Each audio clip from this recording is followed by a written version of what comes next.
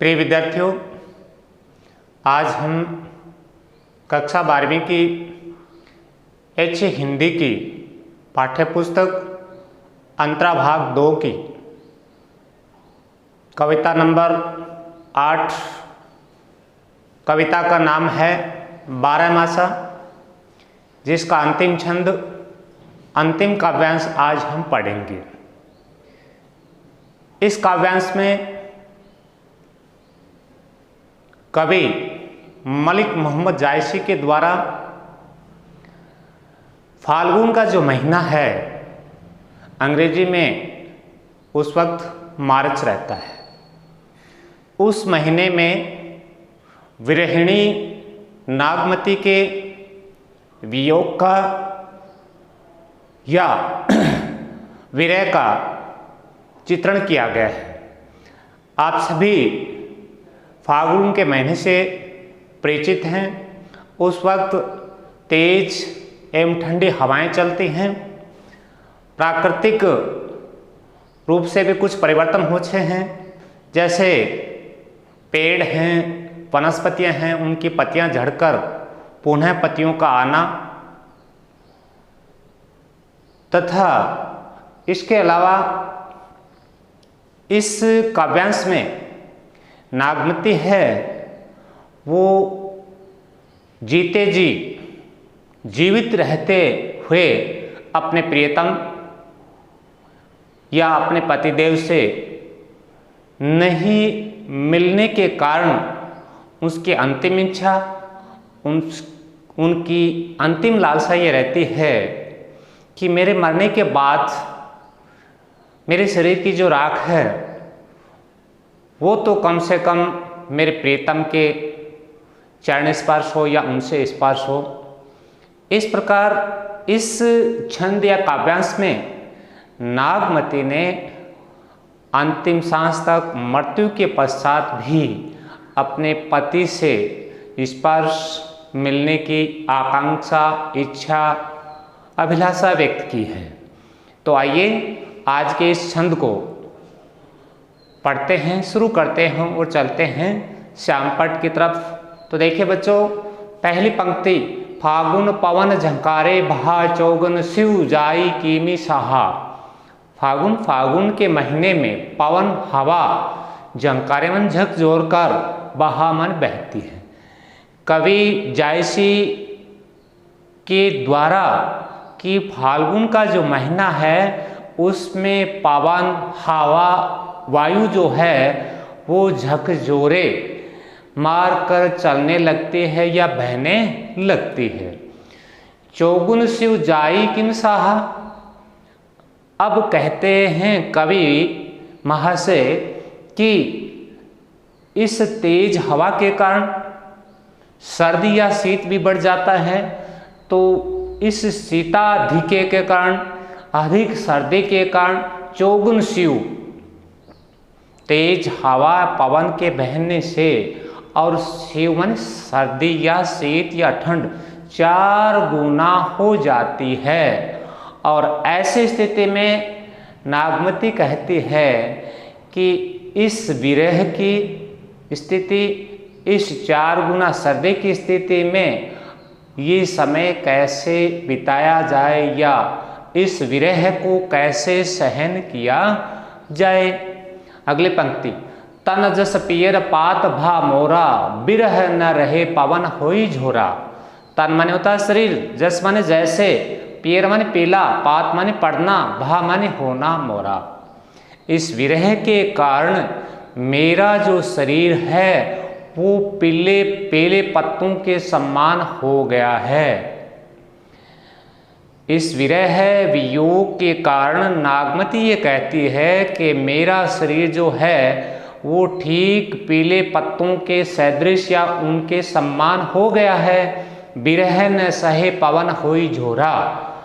विरह न रहे, विरह माने वियोग, पवन होई झोरा। ये विरह जो है, विरह रूपी हवा है, वो मेरे शरीर को झकझोर देती है। अर्थात ये कह सकते हैं कि विरह वियोग के कारण नागमती का शरीर बच्चों बहुत ज़्यादा थक चुका है, बहुत ज़्यादा पतला हो चुका है, इसलिए कहती है विरह के कारण जो हवा चलती है या विरह से युक्त जो पवन फागुन की चलती है वो मेरे शरीर को झकझोर देती है, अर्थात एकदम से शरीर को हिला देती है। तरिवर झरई झरई बन ढंका, तरिवर कहते हैं पेड़ को, वृक्ष को, झरई माने झर झर के, बन माने बन गए, ढंका माने एक तरीके से पत्तियों की शाखा या ठूंठ। पेड़ हैं, आप सभी देखते हैं फाल्गुन महीने में क्या स्थिति होती है कि कवि के अनुसार तरिवर वृक्ष पेड़ हैं वो झर झर करके एकदम से सूखे ठूंठ बन गए हैं, पत्तियों की शाखा हैं वो सूख गई हैं, या ऐसा भी आप कह सकते हैं ढाक के वन जैसे हो गए हैं। ढाक के वन या जंगल का अर्थ है पत्ते विहीन, एकदम से सूखे ठूंठ। बही अनपत फूल फर शाखा, और आगे कवि ने ये बात लिख भी दी है, बही माने हो गई अनपत पत्ते रहित, फूल फूल रहित, फर फल रहित, शाखा शाखा और टहनियाँ।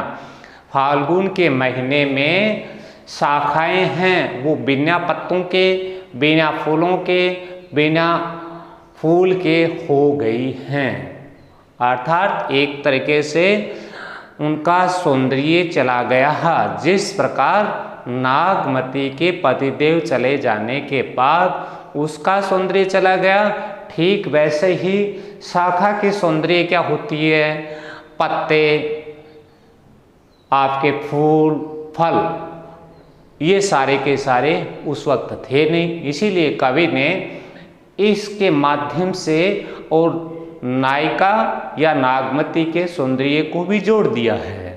इसके बाद कारण ही बनाफति के हुलासु, बनाफति माने होता वनस्पति, हुलासु माने उत्साह से सहित बहुत ज़्यादा खुश होना।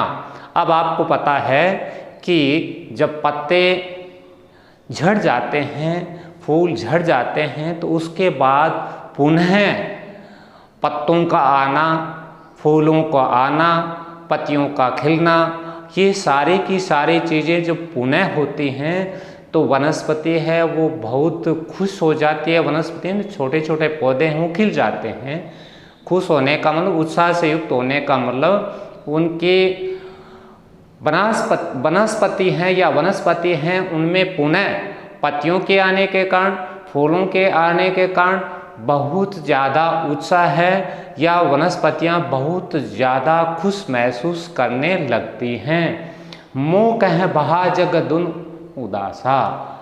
अब नागमती क्या कहती है कि कवि के अनुसार नागमती है मोह कह, मैं कहती हूँ, भा हो गया, जग मन संसार धन मन दुगुना उदास।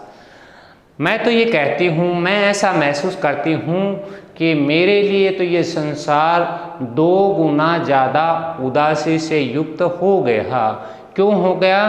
क्योंकि नागमती के जो प्रियतम हैं, पतिदेव हैं, वो उनके पास नहीं हैं, और उनके पास नहीं होने के कारण बच्चों नागमती कहती है ये संसार मेरे लिए 2 गुना उदासीनता से युक्त हो गया है। अगले पंक्ति, फाग करें ही सब चांचरी जोरी।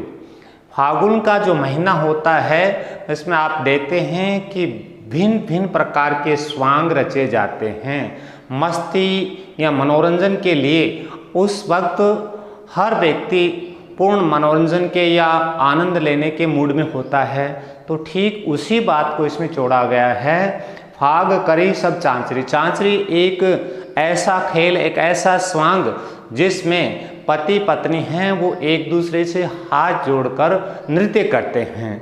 वही बात इसमें फागुन के महीने में करे माने करते हैं। कौन करते हैं?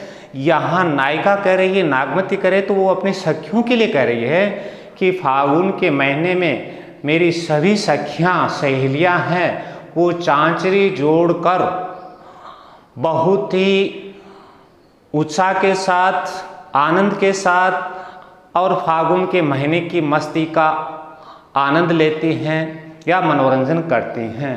लेकिन फिर अपने लिए क्या कहती है, मोही जय लय दिन जस होरी, लेकिन मेरे लिए जय लय मन लाई, लग गई दिन ही जैसी जोरी। इस प्रकार सखियों को, सहेलियों को चांचरी का नृत्य देखकर मेरे हृदय में तो मेरे पति के हवाव में, मेरे प्रियतम के हवाव में, मेरे हृदय में तो होली जैसी जल रही है।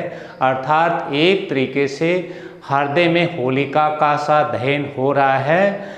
या नागमती ये कहती है कि मेरे मन में एक मिनट भी शांति का सुकून महसूस नहीं होता।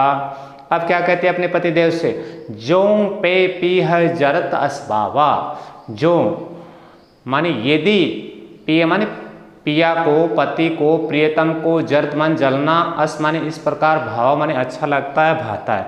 यदि मेरे पति को, प्रियतम को मुझे इस प्रकार जलते हुए देखकर या मेरी ऐसे जलन को देखकर उन्हें अच्छा लगता है, भाता है, सुहाता है, भावन चाहना, भाना, अच्छा लगना, यदि मेरे पति को इस प्रकार जलते हुए उन्हें अच्छा लगता है, भाता है, तो क्या कहते हैं, जरत मरत मोहि रोष ना आवा।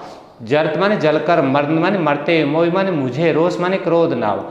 तो मुझे इस प्रकार जलकर मरने में किसी भी प्रकार का क्रोध, किसी भी प्रकार का रोष नहीं आएगा, क्योंकि यदि मेरे पति खुश होते हैं तो मैं हर कष्ट दर्द को सहने के लिए तैयार हूँ।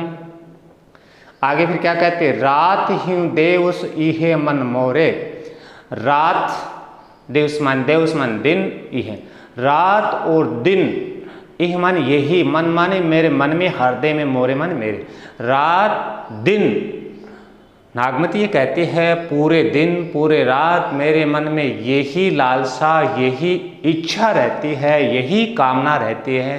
क्या कामना रहती है बच्चों, क्या कहते हैं आगे, लागों कत छार ज्यों तोरे, लागों लग जाए, कंत माने हे पतिदेव, हे प्रियतम, छार माने राख, ज्यों तोरे, कि मेरे शरीर की जो राख है, यानी मेरे शरीर के मरने के बाद जो राख है वो आप तक पहुंच जाए, आपसे स्पर्श हो जाए, ये मेरी इच्छा है, ये मेरी एक तरीके से आपसे जुड़ने का माध्यम है। अब अंतिम, अभी तक हम पढ़ रहे थे बच्चों, ये तो थी चौपाइयों की पंक्तियाँ, और अंतिम दो पंक्तियाँ हैं वो हैं दोहे की। काव्य सौंदर्य की दृष्टि से इन पंक्तियों पर, दोहे की जो पंक्तियाँ उन पर आपको विशेष ध्यान रखना है। इसमें नागमती ने अपने मरते समय अंतिम इच्छा को प्रकट किया है। क्या क्या क्या है, ये तन जारूं कई कहो कि पवन उड़ाए। नागमती कहती है, अपनी भावना व्यक्त करती है, अपनी इच्छा व्यक्त करती है, ये तन जारो, ये शरीर जल जाए, और जलने के बाद कहूँ कि पवन उड़ाए।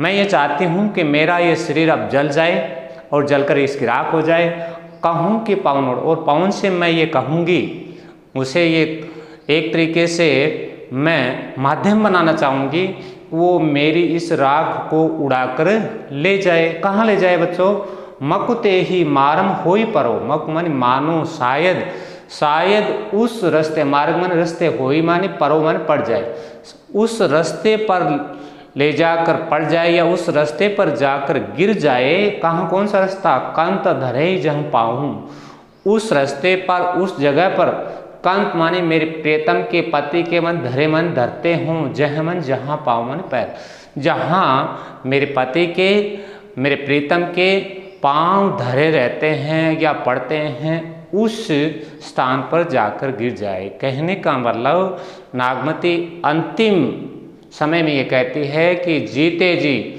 मैं अपनी पति से, प्रियतम से नहीं मिल सकती, इसलिए मैं चाहती हूँ कम से कम मरने के बाद मेरे शरीर की राख है वो उन तक पहुँच जाए, उन तक स्पर्श कर जाए, तो मेरी इच्छा पूर्ण हो जाएगी। इस प्रकार आप इस छंद में जो चौपाई और दोहे से युक्त है, इसमें फागुन के महीने में और नायिका विरहिणी नागमती के अंतिम इच्छा का आभास या उसके मन के दर्द को आपने देखा है। मरते दम तक भी वो किसी माध्यम से किसी प्रकार अपने पति का सानिध्य पाना चाहती है। तो ये था अंतिम छंद इस कविता का।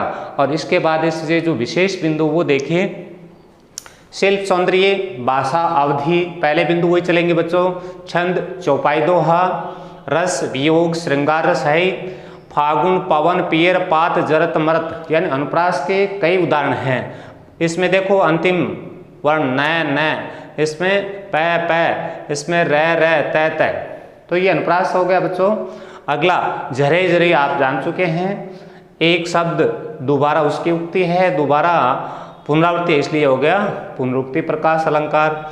विरहिणी नागमती की विरह वेदना का अतिशयोक्ति, यानी अतिशय बहुत ज़्यादा बढ़ा करके जहाँ वर्णन किया जाता है, व्याख्या की जाती है, उसका भी बहुत सुंदर चित्रण किया गया है। इस प्रकार हमने 12 मासा के जो 12 भाग हैं उनमें से 4 हमारे पाठ्यक्रम में, हमारे पुस्तक जो अंतरा भाग 2 है और लिखने वाले कवि हैं मलिक मोहम्मद जायसी के द्वारा, उन चारों छंदों का हमने अध्ययन कर लिया है। इस प्रकार ये 8वीं कविता जिसका शीर्षक 12 मासा हमारी पूर्ण होती है, संपन्न होती है। इसके बाद आपको इन छंदों को याद करना है, शब्दार्थों को याद करना है और पूर्ण होने के उपरांत आप सभी को इस पाठ के प्रश्नोत्तर भी करने हैं जो मैं आपको भेज दूंगा। आप सभी ने इस पूरी कविता को, इस अंतिम छंद को बड़े ध्यान से लगन से देखा सुना, इसके लिए आप सभी को बहुत बहुत धन्यवाद।